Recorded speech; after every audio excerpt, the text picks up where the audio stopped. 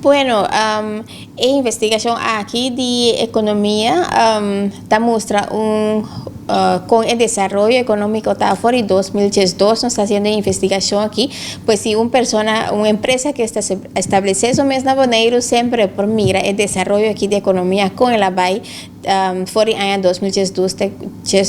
con 2020 investigação que nós estamos andando agora aqui investigação de força laboral, essa uma investigação de casa de família e o resultado não por visa já quanto pessoa tem trabalho, pagar quanto tem que tipo de trabalho, quanto hora, etc. Isso também se nós estamos andando agora aqui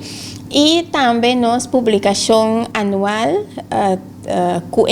aqui a cambio de number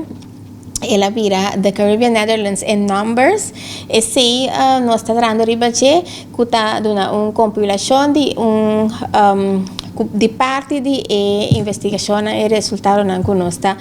nós está publicar nós temos um e-book aqui que está para passar o dia 5 de dezembro pues nós temos que preparar